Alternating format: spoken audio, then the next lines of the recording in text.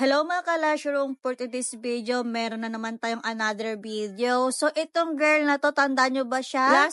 Last month, nagpagawa siya sa amin. And yung aming video ay nag-viral. Kulang 1 million views ang ating video sa kanya. And eto na naman siya, nagbabalik sa amin sa pangalawang pagkakataon, si Ma'am Crystal May. So, ito na nga, yung last na pinagawa niya sa akin ay cat eye volume. So, ngayon naman, magpapagawa siya ng cat eye, pero classic naman daw. Pwede naman siya sa classic dahil makapal din naman yung natural lashes niya. Last month kasi yung ginawan ko siya, yung first time niyang pumunta dito, nagpagawa sa amin, ay medyo may damage yung kanyang natural lashes. Kaya pina-volume ko muna si client, pero cat eye. Pero ngayon, cat eye classic naman ang papagawa ni client. So, ayun na nga, sa part na to, ay naglalagay na ako dito ng tape sa part ng eye bags ni client para naman sa paglalagay ko ng gel patch ay nakapix na siya at nakalapat siya ng maayos. After ko nga maglagay ng gel patch, ay naglalagay ulit ako dito ng another tape. So, ang nilalagay ko dito na tape ay yung color white. Sa paglagay pala ng gel patch at tape, hindi mo kailangan silang isagad talaga sa pinaka-waterline ni client. Kasi once na sinagad mo yan, may tendency na tumama sa eyeballs ni client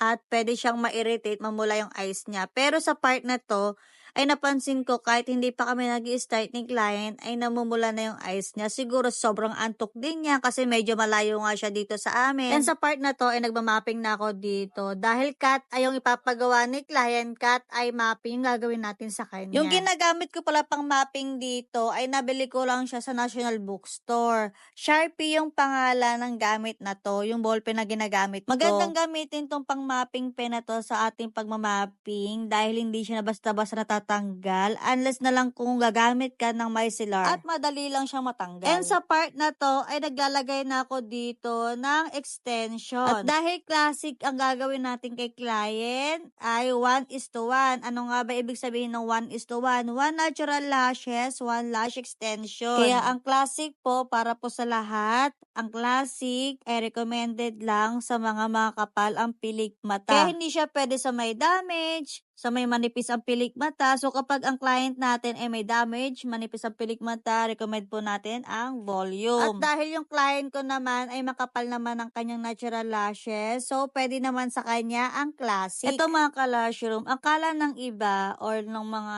ating mga client, kapag classic ang ipapagawa or kapag gagawin natin ay classic, ay mabilis lang matapos. Para sa akin mga ka-Lushroom, walang specific na oras kung anong oras talaga tayo matapos. For example, 1 oras tapos na ako. Walang ganon. Kasi ako, depende palagi sa natural lashes ni client kung gaano siya kakapal.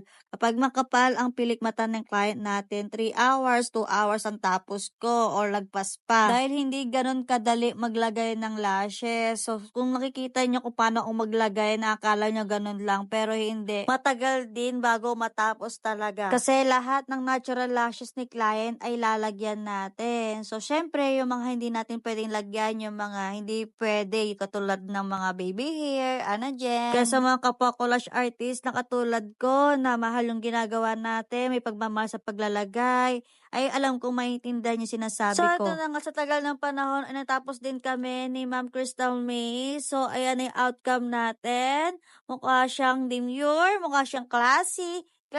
Yung isang eyes niya ay namumula, katulad ng sinabi ko kanina, hindi pa kami nag-i-start ay parang namumula na yung eyes niya, pero wala naman daw masakit. At ayun na nga mga ka-Lushroom, lahat ng ginamit ko dito ay ilalagay natin ang link sa caption at sa comment section. At kung gusto mo magkaroon ng ganitong style o magka-experience ng ganitong set, alam niyo na, message lang sa aming Facebook page, Joanna Jills Lushroom. And so, ayun na nga, thank you for watching, bye!